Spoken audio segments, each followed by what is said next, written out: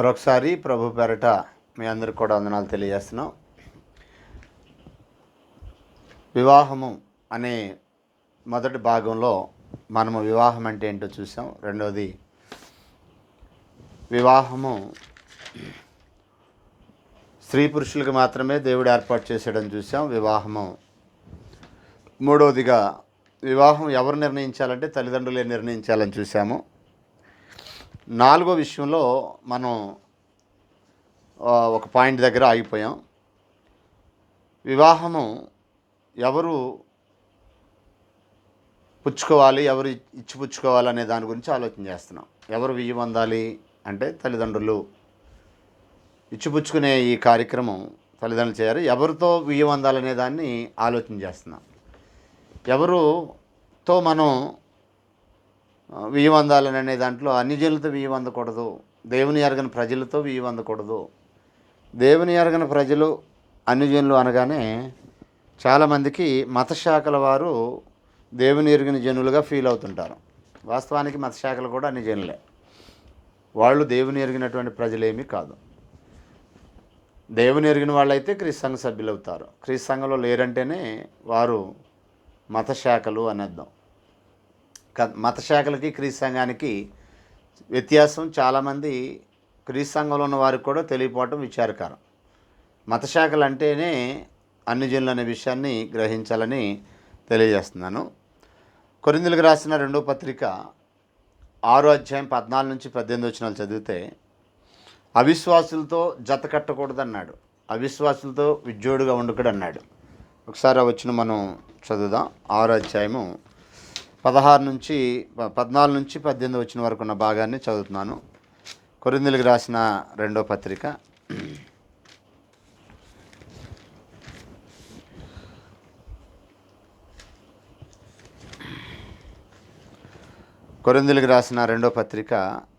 6వ అధ్యాయము 14 నుంచి చదువుతున్నాను. చూడండి. వీరు అవిశ్వాసులతో విజ్జోడుగా ఉండకుడి అంటే వారితో జత కట్టకండి అంటే ఇప్పుడు స్త్రీ పురుషులు కూడా ఒకవేళ విశ్వాసికి పెళ్లి చేయటం అనేది జరగకూడదు. ఎందుకంటే అవిశ్వాసులతో విజ్జోడుగా ఉండకూడదు అన్నాడు. దాన్ని సహవాసం అని కూడా అన్నాడు వివాహాన్ని. రాజుల మొదటి గ్రంథం 11వ అధ్యాయం మీరు చదివితే, మొదటి నుంచి చదివితే అన్యజనులతో వియ్యం పొందకూడదని చెప్పాడు దేవుడు. అయితే రాజు అయిన సొలొమోను అనేక స్త్రీలను మోహించి వారితో సహవాసం చేసి అని అన్నాడు. అంటే పెళ్లి చేసుకోవటం అనేది ఒక లాంగ్ లైఫ్ ఫెలోషిప్ అనమాట. ఒక స్త్రీ పురుషులు ఇద్దరి మధ్య ఏర్పడే ఒక లాంగ్ టైం ఫెలోషిప్ అది. ఆ ఫెలోషిప్ అనేది అవిశ్వాసులతో జరగకూడదు అంటున్నాడు. మీరు అవిశ్వాసులతో విజ్జోడుగా ఉండకుడి. నీతికి దుర్నీతితో ఏమి సాంగత్యం? క్రీస్తు సంఘ సభ్యులు అంటే నీతిమంతులు. పేతురు రాసిన మొదటి పత్రిక 4:17 ఇలాగ అన్నాడు, నీతిమంతుడే రక్షింపబడ్డ దుర్లభం అయితే భక్తిహీనులు పాపులు ఎక్కడ నిలుస్తాడు అన్నాడు. నీతిమంతులు ఎవరంటే దేవుని ఇంట్లో ఉన్నవారు. తీర్పు దేవుని ఇంటి వద్దనే ఆరంభ కాలం వచ్చున్నది, అది మన వద్దే ఆరంభం అయితే. నీతిమంతుడే రక్షింపబడ్డ దుర్లభం అయితే భక్తిహీనుడు పాపి ఎక్కడ నిలుచును? నీతిమంతులు అంటే దేవుని ఇంట్లో ఉన్నటువంటి క్రీస్తు సంఘ సభ్యులు. క్రీస్తు సంఘ సభ్యుడే రక్షణ పొందడం దుర్లభం అని అంటున్నాడు. ఎందుకంటే అందులో కూడా నువ్వు ఆటంకంగా ఉన్నట్లయితే ఏరిపారేస్తాడు. మత్తయి సువార్త 13వ అధ్యాయం 41 వచనంలో, మనుష్య కుమారుడు తన దూతలను పంపును, వారు ఆయన రాజ్యములో నుండి అంటే ఆయన సంఘములో నుండి, క్రీస్తు సంఘములో నుండి ఆటంకములకు సకలమైన వాటిని దుర్నీతి పనులను సమకూర్చి అగ్నిగుండంలో పడవేయనన్నాడు. కాబట్టి క్రీస్తు సంఘంలో ఉన్నంత మాత్రాన నువ్వు ఒక ఆటంకంగా ఉన్నావా ఆదర్శంగా ఉన్నావో చూస్తాడు.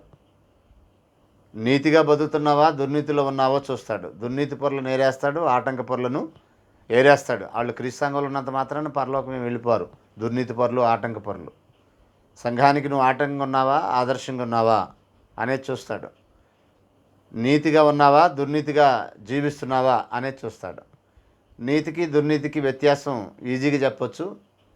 పాత నిబంధనలో ఇశ్రాయేలీయులు అయితే ఆయన ఆజ్ఞలు గైకుంటే నీతిమంతులు అవుతారన్నాడు. ద్వితీయోపదేశకాండం 6:25. క్రొత్త నిబంధనలో క్రైస్తవులు అయితే క్రొత్త నిబంధన ఫాలో అయితే, కొత్త నిబంధన నియమావళికి లోబడితే నీతిమంతులు. నీతిని కొనసాగించేవారై ఉంటారు. రోమపత్రిక 3:21 ఇలా ఈ మాట చెప్తున్నాడు. ఇట్లుండగా ధర్మశాస్త్రమునకు వేరుగా దేవుని నీతి బయలుపడుచున్నది. ఏమిటి ఆ బయలుపడిన దేవుని నీతి అంటే క్రొత్త నిబంధన. కాబట్టి ఎవరు నీతిమంతులు అని మనం ఆలోచన చేస్తే క్రీస్తు సంఘ సభ్యులు. నీతికి దుర్నీతి ఏమి సాంగత్యం అన్నాడంటే నీతిమంతులైన క్రీస్తు సంఘ సభ్యులు దుర్నీతిపరులైనటువంటి అవిశ్వాసులైనటువంటి అనీతిమంతులైనటువంటి దుర్నీతిపరులైనటువంటి వారితో ఎలాగ సహవాసం చేస్తారు, ఎలాగ వివాహం చేసుకుంటారు?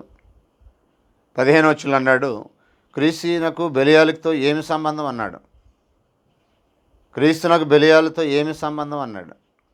అవిశ్వాసతో విశ్వాసికి పాలెక్కడది అని అంటున్నాడు. అవిశ్వాసతో విశ్వాసికి పాలెక్కడది అని అంటున్నాడు. విశ్వాసికి అవిశ్వాసికి పాలు పంపులు లేవన్నాడు. మరి వాళ్ళిద్దరు కలిసి పెళ్ళి చేసుకుంటారు అసలు? How it possible? ఒకళ్ళు చేసుకున్నది దేవుని ఇష్టమా? దేవుని ఇష్టాన్ని కాదని చేసుకునేదా? దేవుని ఇష్టాన్ని కాదని చేసుకుంటే అది వేరే సంగతి. దేవుని ఇష్ట ప్రకారంగా నా వివాహం జరగాలని ఒక విశ్వాసి తలంచినట్లయితే స్త్రీ కానీ పురుషుడు కానీ ఖచ్చితంగా వారు దేవుని ఇష్టాన్ని జరిగించేవారు అయి ఉండాలంటే దేవుడు చెప్పాడు అవిశ్వాసతో విద్యోడులు ఉండకూడదని. నీతికి దుర్నీతి ఏమి పొత్తు అన్నాడు. వెలుగునకు చీకటితో ఏమి సంబంధం అన్నాడు. క్రీస్తుకు బెలియాలతో ఏమి సంబంధం అన్నాడు. మీరు అవిశ్వాసులతో విద్యోడుగా ఉండకూడదన్నాడు. అందుకు దేవుడు ఇలా సెలవిచ్చున్నాడు. మీరు దేవుని ఆలయమైనాడు, అందుకు దేవుడు ఇలా సెలవిచ్చున్నాడు. నేను వారిలో నివసించి సంచరించును, నేను వారి దేవుడిని అయిందును, వారు నా ప్రజలైందురు. కావున మీరు వారి మధ్య నుండి బయలువెళ్ళి ప్రత్యేకంగా ఉండండి. వారి మధ్య నుండి బయలువెళ్ళి ప్రత్యేకంగా ఉండమంటే వారిని తెచ్చి ఇంట్లో పెట్టుకుంటారంటే, వారింట్లోకి మనం వెళ్ళిపోతామంటే ఇది చాలా ప్రమాదకరమైనటువంటి స్థితి అనే సంగతి గుర్తించాలి. దేవుడుగా నీకు ఉండాలంటే నిబంధన ఉంది. ఏ కాలంలోనైనా దేవుడు నీకు దేవుడుగా ఉండాలంటే ఆయన నిబంధనకు నువ్వు లోబడాలి. ఆదాంకి దేవుడుగా ఉండాలంటే ఏదేం తోటలోనే ఉండాలంటే ఆదాంతో దేవుడు చేసిన నిబంధనకి అతను లోబడాలి. అతను లోబడలేదు కనుక ఏదేం తోట నుంచి గెంటి వేయబడ్డాడు. దేవుడు అందరికీ దేవుడు అని చెప్పుకోవడానికి ముందుకు రాడండి. నేను అబ్రహాం దేవుడిని, ఇస్సాకు దేవుడిని, యాకోబు దేవుడిని అని పలు సందర్భాల్లో వాళ్ళు చనిపోయిన తర్వాత కూడా ఇశ్రాయేలీయులకి ఆయన జ్ఞాపకం చేశాడు. సో దాంట్లో ఏమర్థమవుతుందంటే మనకి అందరికీ దేవుడు కాదు, ఆయనకి ఇష్టమైన మనుషులకి ఆయన దేవుడు. ఇజ్రాయేల్కి చట్టం ఇచ్చే ముందే ఆయన నేరుగా కొంతమంది వ్యక్తులతో తన సందేశాన్ని అందించినప్పుడు నోవాహుతో అన్నాడు, నీతో నా నిబంధన స్థిరపరుస్తాను. నేను నీకు దేవుడినై ఉండాలంటే, నువ్వు నాకు ప్రజగా ఉండాలంటే నేను చెప్పిన నిబంధనకు నువ్వు లోబడాలన్నాడు. అబ్రహాంతో చెప్పాడు, నీ ఇంట్లో పుట్టిన ప్రతి మగవాడు 8వ రోజు సున్నతి పొందాలి, అప్పుడు నేను నీకు దేవుడినై ఉంటానని. అలాగే ఇశ్రాయేలుతో అన్నాడు, నిర్గమాకాండం 19:5-6 నేను మీకు దేవుడై ఉండాలంటే, మీరు నాకు ప్రజలై ఉండాలంటే మీరు నా నిబంధన గైకొనాలన్నాడు.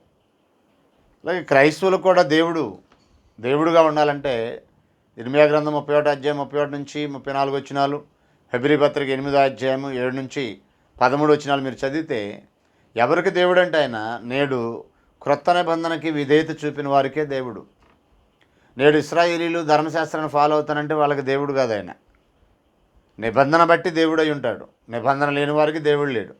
నేడు క్రొత్త నిబంధన కింద ఎవరైతే ఉన్నారో వారికి ఆయన దేవుడై ఉంటాడు. కాబట్టి నూతన నిబంధన కలిగి దేవుడు నాకు దేవుడుగా ఉండాలనుకునే వారికి సిస్టమ్ ఏంటంటే నీతికి దుర్నీతితో సంబంధం లేదని ఆయన అన్నాడు. కాబట్టి దుర్నీతితో సంబంధాలు కలుపుకోవటం, పెళ్ళిళ్ళు చేసుకోవటం అనేది దేవుని చిత్తానికి విరుద్ధంగా జరిగేటటువంటి కార్యమే అనే విషయాన్ని గ్రహించాలి. ఇలాగ చేసుకున్నటువంటి చరిత్ర మనం చదివినప్పుడు నష్టాన్ని చూసిందే ఎక్కువ మనకు కనపడుద్ది. ఒకసారి మనం జాగ్రత్తగా ఆలోచిస్తే ఆదికాండం 6:4 జలప్రళయం రావడానికి ఈ మిక్స్డ్ మ్యారేజెస్, లవ్ మ్యారేజెస్, ప్రేమ వివాహాలని చెప్పాలి.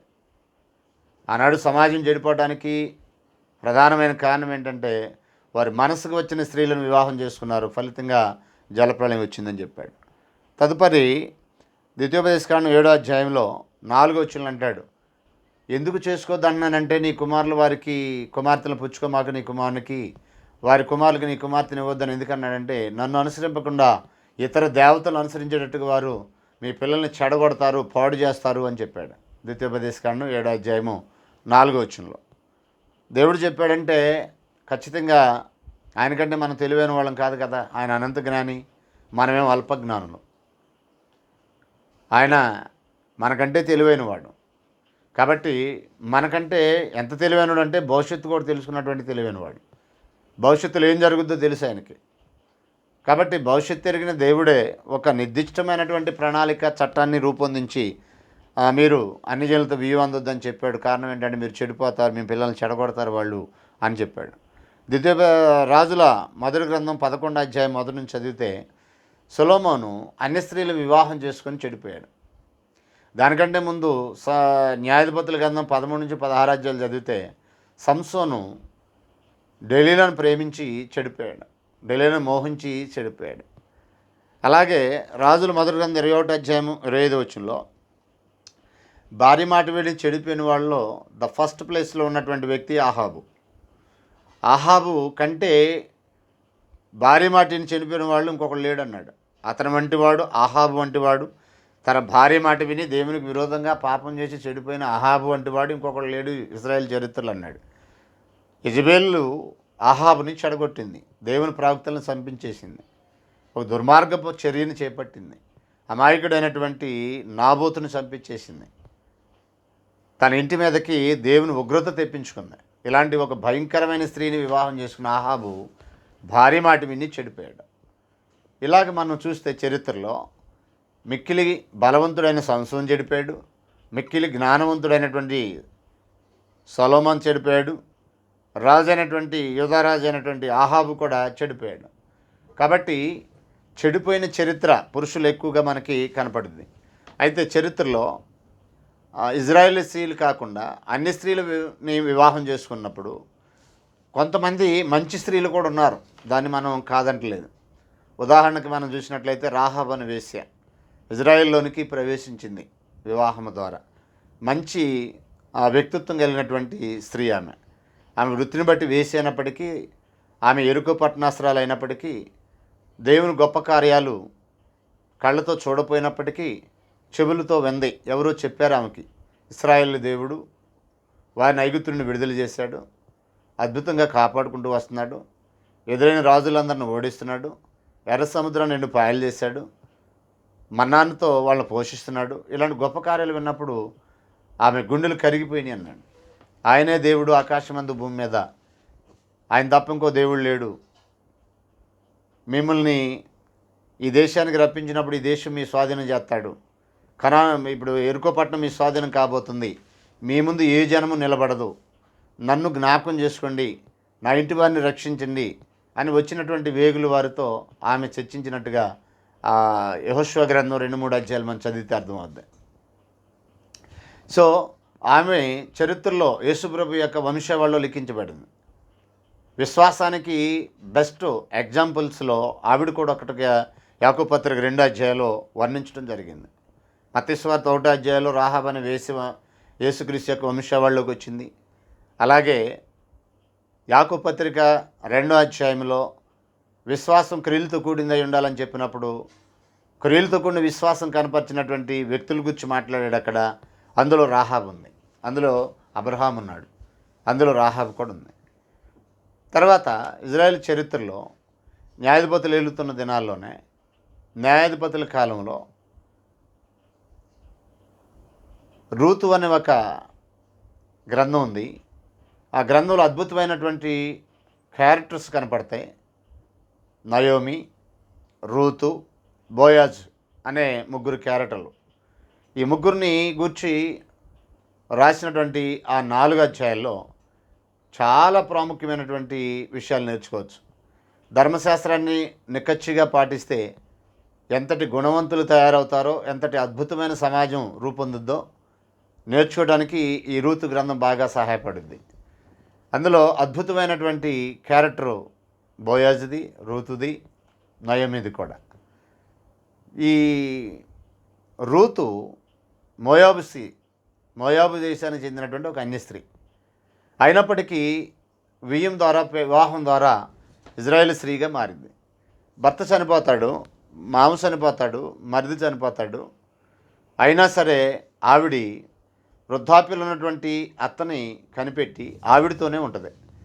ఆవిడ రూతు నయోమి వెళ్ళమని ప్రాధేయపడినప్పటికీ నేను వెళ్ళను, మరణం తప్ప నిన్ను నాదేది వేరు చేయకూడదు, నీ జనమే నా జనం, నీ దేవుడే నా దేవుడు, నువ్వేం తింటే అదే తింటా, నువ్వు ఎక్కడుంటే అక్కడే ఉంటా, నిన్నెక్కడ పాతేస్తే నన్ను కూడా అక్కడే పాతేయాలి, ఇదైతే ఫిక్స్ అన్నట్టుగా ఆమె మాట్లాడిన సందర్భం ఆ రూతు గ్రంథంలో మనం చూస్తాం. ఆవిడ కూడా యేసుక్రీస్తు యొక్క వంశావళిలో జాయిన్ అయింది. ఎలాగంటే యూదుల సాంప్రదాయ ప్రకారం భర్త చనిపోతే మరో స్త్రీని వివాహం చేసుకునే రైట్స్ ఉన్నాయి, మరొక పురుషుని వివాహం చేసుకునే రైట్స్ ఉన్నాయి. భార్య చనిపోయిన వాడికి భర్త, భర్త చనిపోయిన వారికి భార్య, అలా చేసుకునే రైట్స్లో భాగంగా అది సమీప బంధువులు అయి ఉండాలి. ఆ సమీప బంధువుల్లో ఎవరు దొరికారంటే బోయాజ్. ఈ బోయాజ్ని పెళ్లి చేసుకున్నట్టుగా మనము న్యాయాధిపతుల గ్రంథము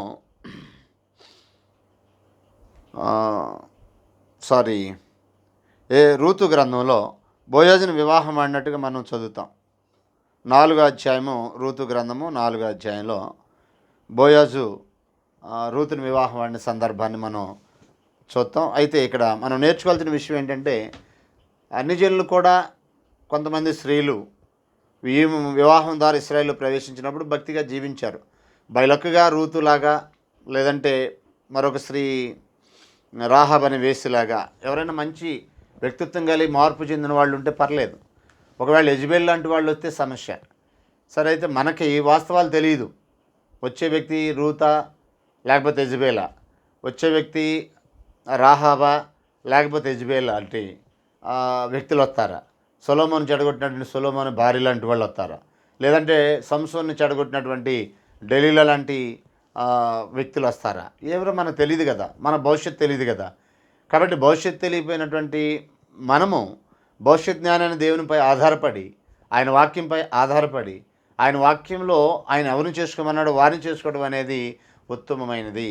కాబట్టి తల్లిదండ్రులారా, మీ పిల్లల్ని ఎవరికి ఇవ్వాలి, మీ ఇంటికి ఎవరు తెచ్చుకోవాలంటే క్రీస్తు సంఘ సభ్యులు, క్రీస్తు సంఘ సభ్యులతోనే బియ్యం అందాలి, క్రీస్తు సంఘ సభ్యులనే వివాహం ఆడాలి. దేవుని వాక్యం చెప్తున్నటువంటి సత్యం ఇది. వివాహాలు క్రీస్తునందు జరగాలి. అన్ని జనులతో బియ్యం అందకూడదు, అవిశ్వాసులతో విజ్జోడుగా ఉండకూడదు, వారితో జత కట్టకూడదు, వారి పిల్లల్ని తీసుకొచ్చి మీ పిల్లలకి జత చేయకూడదు. ఇది దేవుని యొక్క నియమం. కాబట్టి అన్నీ తెలిసిన దేవుడు, సర్వాంతర్యామి, సర్వజ్ఞుడైనటువంటి దేవుడు, భవిష్యత్ జ్ఞానైనటువంటి దేవుడు విధించినటువంటి విధి. కాబట్టి మనకి భవిష్యత్తు తెలియదు కనుక ఆయన చెప్పిన దాని మీద ఆధారపడి భక్తి కలిగినటువంటి క్రీస్తు సంఘ సభ్యుల కొరకు వేచి ఉండి వారిని వివాహం చేసుకోవడానికి ఇష్టపడాలి. పిల్లలు దానికి ఇష్టపడాలి, తల్లిదండ్రులు కూడా అలాంటి వివాహాలు చేయడానికి ఇష్టపడాలి. ఒకవేళ ఎవరైనా పిల్లలు క్రైస్తవులు కాకుండా వ్యతిరేకించి తల్లిదండ్రుల్ని పెళ్లి చేసుకున్నట్లయితే అది మనమేమి చేయలేం. వాళ్ళంతటికి వాళ్ళు చేసుకుంటున్నారు చాలామంది. మేము ఇష్టపడ్డాం, మేము చేసుకుంటాం, మేము మార్చుకుంటామని. సరే, మారితే బయలగ్గా పర్లా, ఒకళ్ళు మారిపోతే నష్టపోయేది వాళ్ళే. కానీ తల్లిదండ్రులు చూస్తా ఇలాంటి పెళ్ళిళ్ళని ప్రోత్సహించకూడదు. ఎందుకంటే అది దేవుని చిత్తానికి వ్యతిరేకమైనటువంటి ప్రోత్సాహం. కాబట్టి ఆ ప్రోత్సాహాన్ని ఎవరు చేయకూడదు అనేది, అది బైబిల్కి వ్యతిరేకం అనే విషయాన్ని నేను జ్ఞాపకం చేస్తున్నాను. 5వ విషయాన్ని మనం ఆలోచన చేస్తే వివాహము, దాని యొక్క ఔన్నత్యం. ఇప్పటివరకు మనం ఏం చూసామంటే వివాహం అంటే ఏంటో చూసాం. తర్వాత మనం ఏం నేర్చుకున్నామంటే వివాహము స్త్రీ పురుషులకే జరగాలని చూసాం. 3వది మనం ఏం చూసామంటే వివాహాలు తల్లిదండ్రులు నిర్ణయించాలని చూసాం. 4వది మనం ఏం చూసామంటే ఎవరితో వివాహాలు జరగాలంటే అన్ని జనులతో బియ్యం అందకూడదు, అన్ని జనులతో వివాహం జరగకూడదు అనే విషయం చూసాం. దేవుని ఎరిగిన జనము, దేవుని ఎరిగిన వారితోనే బియ్యం అందాలనే విషయాన్ని మనం ఆలోచన చేసాం. కాబట్టి కుటుంబ తిరస్కారానికి జడిసి ఆదాము ఎలాగైతే భార్య మాటిని చెడిపోయాడో అలాగే అనేక మంది చెడిపోయే ప్రమాదం ఉంది.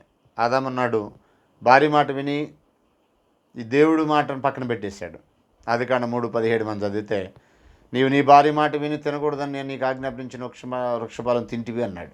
దేవుడు తినొద్దు అన్నాడు, భార్య తినమందే. ఇప్పుడు ఎవరి మాటకి ఎక్కువ విలువ ఇచ్చాడంటే భార్య మాటకి ఎక్కువ విలువ ఇచ్చాడు. కాబట్టి ఒక అన్య స్త్రీని ఇంట్లోకి వస్తే దేవుడి కంటే కూడా ఎక్కువ ప్రభావం చూపిద్ది ఆ స్త్రీ.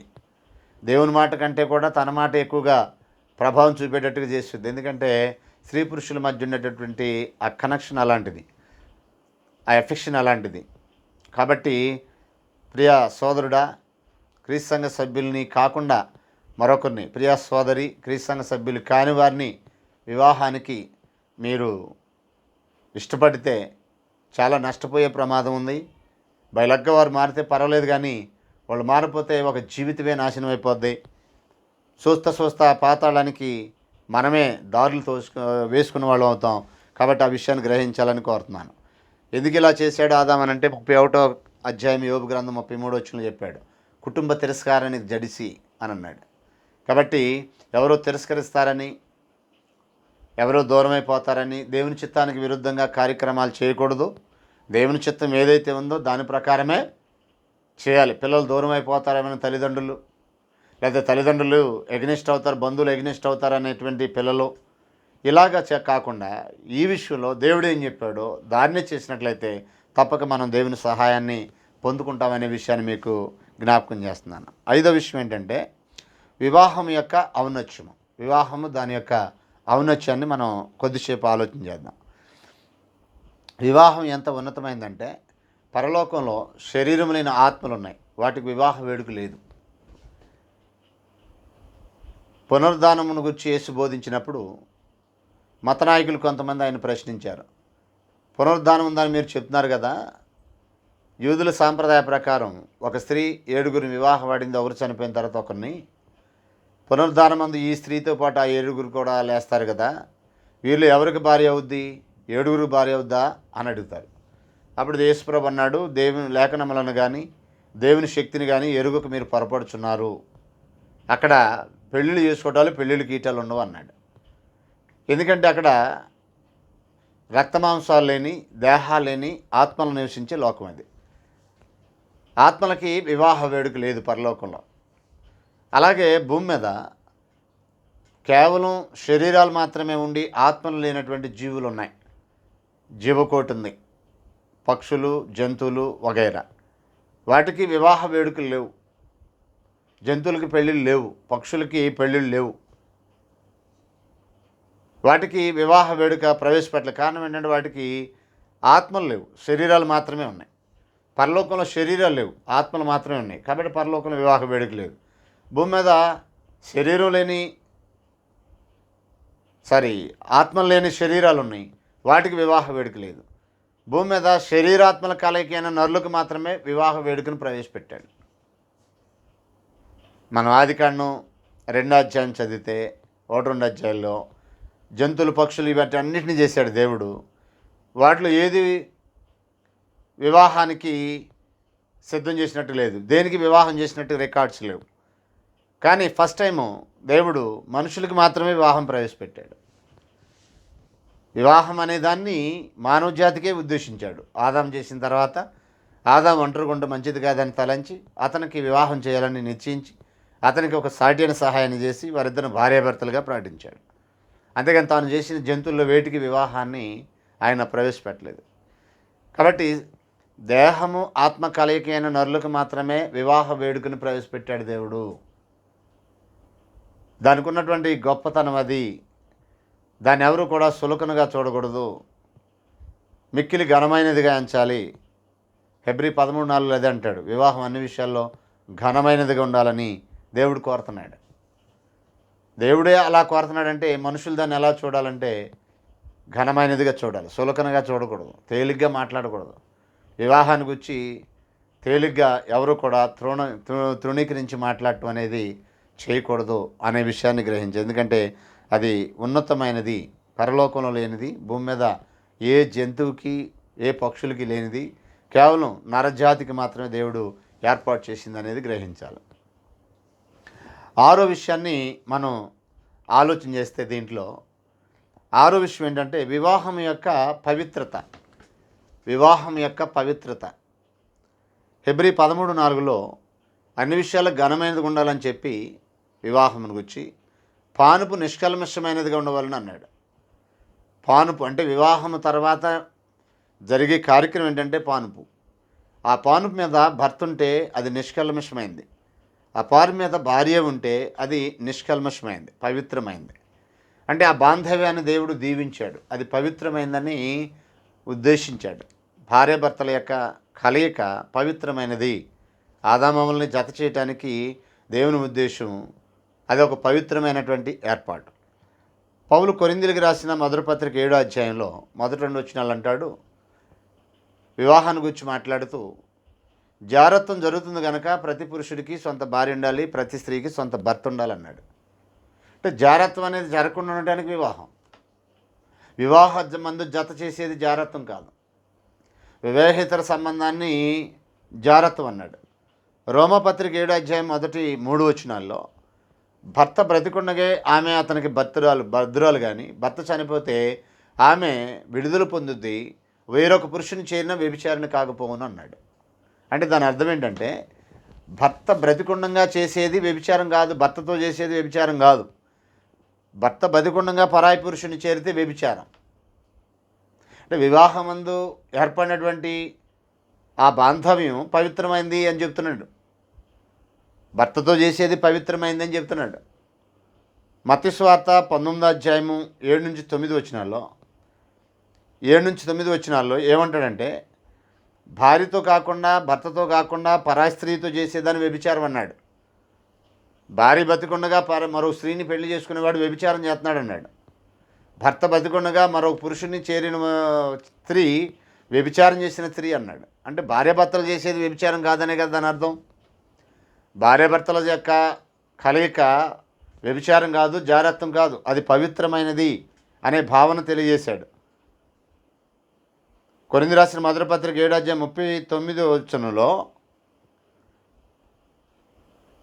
భార్యాభర్తల యొక్క కలయిక అది క్రీస్తునందు జరగాలని ఉద్దేశించినప్పుడు అదొక పవిత్రమైన కలయికగా చెప్పాడు. అదొక పవిత్రమైన ఉద్దేశంతో చెప్పబడినటువంటి మాటగా తెలియజేశాడు. కాబట్టి భార్యాభర్తల యొక్క కలయిక పాపం కాదు, భార్యాభర్తల యొక్క కలయిక సన్మార్గం, అది దేవుడు ఏర్పాటు చేసినటువంటిది. జారత్వాన్ని దుర్మార్గం అన్నాడు. మొదటి కొరింథీ 5వ అధ్యాయము మొదటి 13 వచనాలు చదివితే మొదటి వచనంలో వేరొకడు భార్యను ఉంచుకోవడం దుర్మార్గం అన్నాడు. ఆ దుర్మార్గుని మీలో నుంచి వెలివేయండి అన్నాడు. అంటే భార్యతో చేసేదాన్ని సన్మార్గం అని అంటున్నాడు. భార్యతో కాకుండా వేరొకడు భార్యతో చేసేదాన్ని దుర్మార్గం అంటున్నాడంటే తన భార్యతో జరిగించే కార్యము సన్మార్గం అని దాని అర్థం. కాబట్టి వ్యభిచారానికి సంసారానికి ఉన్న తేడా తెలియాలి. 68వ కీర్తన 6వ వచనం మనం చదివాం. ఏముంది అక్కడంటే, ఏకాంగులను సంసారాలుగా చేస్తున్నాడు. అది సంసారం. అది ఓ స్త్రీ పురుషుల యొక్క కలయిక సంసారం. అది భార్యాభర్తల యొక్క కలయిక. స్త్రీ పురుషులు అంటే భార్యాభర్తలైన స్త్రీ పురుషుల యొక్క కలయిక. లాడ్జీలో కూడా ఇద్దరు స్త్రీ పురుషులు ఉంటారు, భార్యాభర్తలు కాకుండా వాళ్ళిద్దరు కలుస్తారు. కలిస్తే దాన్ని ఏమంటాడంటే చట్టం వ్యభిచారం అంటుంది, సమాజం ఏమంటుందంటే దాన్ని వ్యభిచారం అంటుంది. భార్యాభర్తల కలయికని సమాజం వ్యభిచారం అనదు, చట్టం వ్యభిచారం అనదు, దేవుడు కూడా వ్యభిచారం అనడు. కాబట్టి స్త్రీ పురుషుల కలయిక పవిత్రమైనది అనే విషయాన్ని బైబిల్ చెప్తుంది. చాలామంది సంసారానికి వ్యభిచారానికి తేడా తెలియక భార్యాభర్తల కలయికే పాపం, అలా పుట్టినటువంటి పిల్లలు కూడా పాపులు అని చెప్తుంటారు. అదేనంటే వాళ్ళు అపార్థం చేసుకున్న 51వ కీర్తన మొదటి 5 వచనాలు చెప్తాడు. అది దావీదు బత్షెబా దగ్గరికి వెళ్ళినప్పుడు చేసిన పాపాన్ని దృష్టిలో పెట్టుకొని పశ్చాత్తాపంతో రాసిన కీర్తన అది. ఆ కీర్తనలో దావీదు ఏమంటాడు, నేను పాపంలో పుట్టినవాడును, పాపంలోనే నా తల్లి నన్ను గర్భం ధరించును, నేను అందుకే ఈ పాపం చేశాను అని అన్నాడు. అంటే దావీదు పుట్టే సమయానికి లోకంలో పాపం ఉంది. రోమ 5:12 చదివితే ఇక్కడ ఇలాగంటున్నాడు, ఒక మనుషుని ద్వారా పాపం ద్వారా మరణం లోకంలో ప్రవేశించింది అన్నాడు.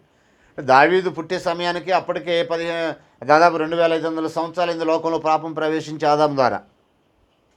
అలా ఒకరి నుంచి ఒకడికి అందరూ పాపం చేసుకుంటూ వస్తున్నారు. ఆ క్రమంలోనే నా తల్లి నన్ను గర్భం ధరించింది, ఆ క్రమంలోనే నేను పుట్టాను, ఆ క్రమంలోనే నేను ఆ వాతావరణంలో పెరిగాను, నేను ఈ పాపం చేశానని పశ్చాత్తాపం దాటి రాసిన కీర్తన ఆయన. వాస్తవానికి వీళ్ళు దాన్ని అపార్థం చేసుకొని పాపంతో పుట్టాడు అనే బోధ చేస్తున్నారు. పాపంతో పుట్టడం వేరు, పాపంలో పుట్టడం వేరు. కార్గిల్లో పుట్టాడంటే దాని అర్థం అతను కార్గిల్తో పుట్టాడని కాదు, కార్గిల్ యుద్ధం జరుగుతుండగా పుట్టాడని. తుఫాన్లో పుట్టాడంటే దాని అర్థం తుఫాన్తో పుట్టాడని కాదు, తుఫాను వస్తుండగా పుట్టాడని. అలాగే పాపంలో పుట్టానంటే దాని అర్థం పాపంతో పుట్టాడని కాదు, పాపం లోకంలో ఉండగా పుట్టాడని ఆ భావన వ్యక్తం చేస్తూ అక్కడ రాయబడింది. దీన్ని అపార్థం చేసుకున్న కొందరు ఏంటంటే పుట్టుకతో పాపులు, జన్మ పాపులు అనే బోధలు చేస్తున్నారు. దేవుని చిత్తమైతే ఎప్పుడన్నా మనం ఆ పాఠాన్ని డీల్ చేయొచ్చు. వాస్తవానికి గర్భఫలము దేవుడిచ్చే బహుమానం. ఆయన పాపాన్ని ఎలాగిస్తాడు?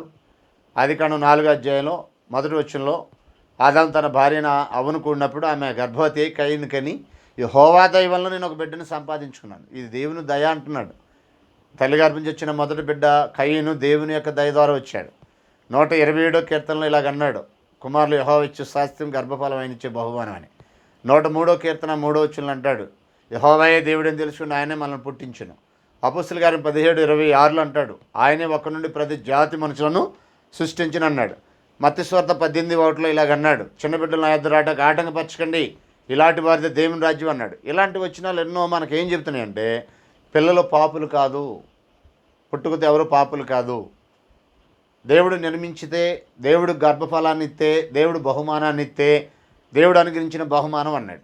ఎలాంటి బహుమానం ఇస్తున్నాడు ఆయన అంటే ప్రసంగి 7:29 అన్నాడు, ఇది ఒకటి మాత్రం నేను కనుగొంటిని, దేవుడు నరులను యథార్థవంతులుగా పుట్టించును. నరులను అని అంటే ఒక్కడిని కాదు, ప్రతి నరుణ్ణి ఎలా పుట్టిస్తున్నాడంటే దేవుడు యథార్థవంతులుగా పుట్టిస్తున్నాడు. కానీ వారే వివిధమైన తంత్రాలు కల్పించుకొని పాపం చేసి పాపులయ్యారు అన్నాడు. రోమ 5:12 అదే అన్నాడు, అందరూ పాపం చేసినందున మరణం అందరికీ సంప్రాప్తమైన. రోమ 3:23 అదే అన్నాడు, ఏ భేదం లేదు, అందరూ పాపం చేసి దేవుడు గురించి మహిమను పొందలేకపోతున్నారు. పాపం చేసి పాపులయ్యారు కానీ జన్మతో ఎవరు పాపులు కాదు, భార్యాభర్తల కలయిక పాపం కాదు. ఒకవేళ ఇలాంటి స్టేట్మెంట్ చేసేవాళ్ళు, జన్మతో పాపులని పుట్టుకతో పాపులని చెప్పేవాళ్ళు ఏం చెప్తున్నారంటే దేవుడే ఈ పాపానికి ఆజ్యం పోశాడు అని. వాళ్ళు మాట్లాడే దాంట్లో అదే అర్థం. ఎందుకంటే మొదటి వివాహాన్ని ప్రవేశపెట్టింది ఎవరు అంటే దేవుడే. అట్లా వివాహ వ్యవస్థ లోకంలో ప్రవేశపెట్టింది ఎవరంటే దేవుడే. మనం ఆదికాండం 2:22 నుంచి చదివితే, 18 నుంచి చదివితే వివాహం ఎవరు ప్రవేశపెట్టారు? దేవుడే కదా, ఆదామవలు కలిపింది. కాబట్టి ఆ పాపం చేయడానికి ఆయన ప్రోత్సహించాడా? తర్వాత ఇర్మియా గ్రంథం 29:6 ఇలాగన్నాడు, ఏమంటాడంటే మీరు పెళ్లి చేసుకొని పిల్లలు కానీ మీ కుమారులు కుమార్తెలకు పెళ్ళిళ్ళు చేయండి అన్నాడు. అంటే పెళ్ళిళ్ళు చేసుకోమంటే పాపం చేయమనే దేవుడే చెప్తున్నాడా? పెళ్ళిళ్ళు చేసుకొని పెళ్లి చేసుకుంటున్న ద్వారా జరిగేది పాపం కాదు, అది పవిత్రమైన కార్యం. ఒకవేళ అది పాపం అయితే పెళ్లి చేసుకోమని దేవుడు ఎందుకు అంటాడు? పెళ్ళి ఎందుకు దేవుడు చేస్తాడు ఆదామవ్వలకి? తర్వాత ఇశ్రాయేలు పెళ్లి చేసుకోమని దేవుడు ఎందుకు అంటాడు? మీ పిల్లలకు కూడా పెళ్లి చేయమని ఇశ్రాయేలుకి ఎందుకు చెప్తాడు? సో ఇదంతా కూడా ఏంటంటే అపార్థం చేసుకున్న వారి యొక్క ఆలోచన. వివాహం అనేది ఒక పవిత్రమైన కార్యం, దేవుడు దీవించినటువంటి కార్యం. అది అన్ని విషయాల్లో ఘనమైనది ఉండాలని ఆయన కోరుకున్నటువంటి కార్యం. వివాహం అనేది పవిత్రమైన బాంధవ్యం, దాంట్లో ఏ పాపమో ఏ కల్మషమో లేదు అనే విషయాన్ని ఆరోదుగా మనం నేర్చుకోవాలి. తర్వాత మరికొన్ని విషయాలు దీంట్లోనే కంటిన్యూషన్గా నేర్చుకుందాం. మీరు ఇది 2వ ఎపిసోడు, 3వ ఎపిసోడ్లో, 4వ ఎపిసోడ్లో కూడా మరికొన్ని విషయాలు మనం ఆలోచన చేయబోతున్నాం. కాబట్టి శ్రద్ధగా వినండి, మీరు నోట్స్ రాసుకోండి. మీకేమైనా సందేహాలు ఉంటే వెంటనే మాకు తెలియజేయండి. మా నెంబర్ అక్కడ మీకు యూట్యూబ్లో అక్కడ ఇవ్వటం జరుగుద్ది. కాబట్టి ఆ నెంబర్ని మీరు ఫాలో అవ్వండి. 9441307921 9441307921 అనే మా నెంబర్కి కాల్ చేయండి. మీ సందేహాలకు మేము సమాధానం చెప్పడానికి సిద్ధంగా ఉన్నామని చెప్తూ సంతోషిస్తూ ముగిస్తున్నాను. మీ అందరు కూడా వందనాలు. ప్రేమగల తండ్రి, పరిశుద్ధుడైన దేవ, నీ గ్రంథం నుంచి మీ మాటలు మీ పిల్లలతో పంచుకుంటూ ఉండగా మీరు తోడేయండి, సహాయం దయచేయండి. మాట్లాడే నాకు వింటున్న మీ పిల్లలకి కావలసిన జ్ఞానవివేకాలు అనుగ్రహించమని, మేము అర్థం చేసుకొని మీరు కోరిన మీ చిత్తాన్ని గ్రహించినట్లు సహాయం దయచేయమని క్రీస్తు పేరటి మనవులు అడిగి వేడుకొంచున్నాం తండ్రి, ఆమేన్. అందరూ కూడా వందాలండి.